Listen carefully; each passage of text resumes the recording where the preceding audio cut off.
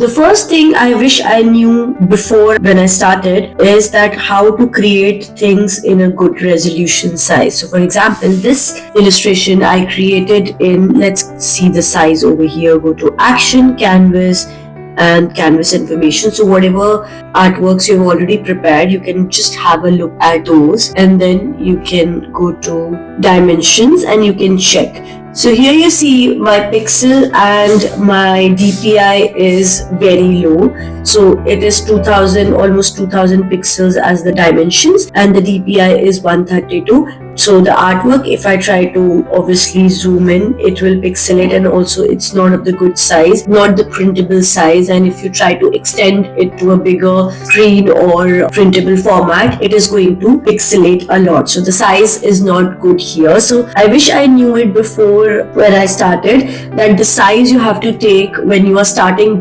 any of the design, even if it is a small logo or a small flower, you need to take up a bigger size. So for that, for example, whereas if you see this kind of an illustration, which I even zoom it a lot, you will see that it is not pixelating at all, because let's see the dimensions for the same. So I will go to the canvas information, and you see that the pixel width and height is really nice, 4000 by 4000 pixels, and the DPI is 300. Otherwise, if you have to create something which is in a portrait form, you can go to the canvas information, and you see here that I have taken 3000 pixels here for the width, and for the height I have taken 4000 pixels, and also the DPI I am keeping constant.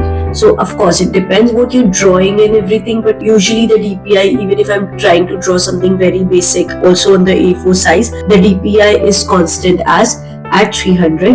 And yeah. Second thing, I wish I knew it as I started with Procreate, that I do not have to merge all the layers. So for example, if you look at this design, and if I open my layers, all the elements are on separate layers. So you do not have to merge all the layers, because for example, if I tend to merge all the layers, let's say I merge everything here and even this one. So if I want to edit something, let's say I would like to edit only this one part, the process is going to be very lengthy, that you have to select it and then you have to manually do it. But I would prefer that always have all the elements, especially the realistic one, on separate layers, so that it is easy for you to change the colors. Let's say you would like to change like right now, if I try to change the colors, it's changing for everything. Even if I don't want to change for a few of the things here, it's changing for everything, the hue and the saturation and everything. And even if I would like to move this, for example, on to somewhere else, so everything is selected, so it is and also it is overlapping. So it is advisable that do not merge the layers. Also, even if you're doing it for the client, it is important that layers are not merged, and also the layers should be named. Coming to the important tip, which I feel is not known and I also got to know very late, is that you can move the drawing guide from here. So you go to the edit drawing guide. Let's say you wish to create something over here in this part. Here, if I wish to draw and I do not want to draw it at the center, I can draw it here directly rather than drawing it at the center. So similarly, you can move the quadrant symmetry, vertical symmetry, and you can start drawing here. So let's say I wish to draw here some element, create something using the symmetry part. So I feel it is important to know the step, and wherever you have or wherever you wish to move the grid, you can always move the guide like this. Another mistake which I feel a lot of people make is not using the brush. Of course, there are so many brushes which are available, but there are with which you can also prepare your brushes, like these, or for example something like these, and like this. So whenever you are creating, so for example, if I wanted to do something with the background here, or if I would like to create a border sort of a thing, I can take up a new layer and I can just simply create a sort of a border. And I even created this with the help of the brush. Or if I wish to create any, rather than duplicating something I would like to create, let's say I will take up my brush set here, the Moogle brush set, and if I wish to put one element wherever I have space, so I can just take that element and I can simply try to put this wherever I can, wherever I have space, rather than just creating or duplicating. It is way so much easier. So you can also try this method. So in that case, I feel that you can create your brushes on your own using the plus icon over here. You can go to the shape, you can go to the edit, and you can also experiment with a lot of the sources available. Let's say you would like to create like a leaf brush or a flower brush. You can create the flower brush from here by just manipulating or adjusting the shape. And for example, if it is not visible like this, you can go to the spacing, understroke path, and adjust it. Similarly, you can create so many elements and create the brush on your own and use it without duplicating or adjusting this. So it can be used as a border, it can be used as a pattern, or it can be used as a single element or a motif as well. It is very important to actually use the clipping mask or alpha lock while shading. So for example, if you're not applying the clipping mask and if you're shading it, it goes everywhere, and even if you're doing it on the same layer, then also it happens the same. So first of all, whenever you're shading, it is always important that you try to add a new layer above the element and apply the clipping mask, and then you start creating or start shading, so that the color and everything should not go beyond that part. Secondly, if you do not want to apply the clipping mask, you can even apply the alpha lock on the same layer, and this happens on the same layer as well. It's just that if you would like to edit this now, it won't be possible. So that is the reason. That is how alpha lock and clipping mask are different. This is what you can try doing while creating an artwork, or whenever you are shading, or whenever you are also applying a texture. Let's say you have taken under texture some grid, or you would like to apply decimals or diagonals or Victorian pattern to this part.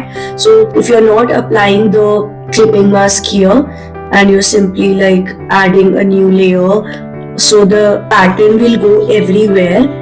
Apart from this, of course, it will also come on the shape, but also everywhere else. So it is very difficult to actually erase the pattern to get onto the main shape. So it is always better if you apply the clipping mask, it will only come to that particular shape. Another very important tip which I follow is that how do you actually recolor. So for example, if I'm recoloring here, and you will see that there is a line which follows here, because the threshold is not good here. So what is a threshold? Whenever I'm dragging and dropping the color, the threshold, this part is the threshold. So if I just drag and drop the color without lifting my pencil, if I increase the threshold, there is a line, the line which comes with low threshold like this, it won't be able to come, and you will be able to fill it all the things properly. So it is very important to understand while recoloring anything, the threshold part. If anything, for let's say we'll take another example, let's say I'm gonna take like snake or something. Here I've created, and again if I take a different color, a yellow color here, and if I'm making the threshold really less, so even when I'm actually dragging and dropping, it will not recolor the entire thing. As I'm increasing the threshold, you can see that it's actually gonna color the entire thing. So let's just do it one more time. I just make the threshold around like 99% or something. It will evenly follow throughout the snake. So this is very important when you're recoloring. The line which appears, in order to get rid of that line, you have to increase the threshold. Another tip which I would like to give is one of my favorite tip, and I think I learned it this year only, since we are not using Photoshop here. So when you are transforming, let's say I've taken the elephant which is on one layer, and when you go to arrow and you are transforming the elephant way too many times, let's say I'm gonna duplicate this again, and if I transform this smaller and then bigger, it starts to get pixelated a lot. So in that case, what you try to do is you go to the arrow, you go to nearest, and even if you are on freeform, you go to nearest, and instead of a nearest neighbor, you try to click on bilinear or bicubic, even better, so that even if you're transforming it way too many times, let's say I'm going to go to uniform, and if I'm transforming the elements, making it smaller, bigger, it is not that issue as it is there in the nearest neighbor. So you will see that the clarity of these two are also different, because when I transform this, it is looking even better than this elephant, because obviously on the screen it might not appear different, but when I'm looking at it on the iPad, I feel the difference. So basically this is also one thing which is very important. And so while transforming, if you feel that the artworks are getting pixelated, one of the issue is of course the size you have taken, but the other issue is also where you have to actually put the interpolation to bicubic, not nearest neighbor. Another very important tip is, which is the last tip in the session here. So whenever you have edges like these here and you would like to redefine those edges, so I have this pattern which is not complete yet, but I would like to define the edges. I feel that some edges are not looking great here, especially when you're doing some line artwork. I feel that it is very important that you can rectify those without erasing or without making any changes to the transformation.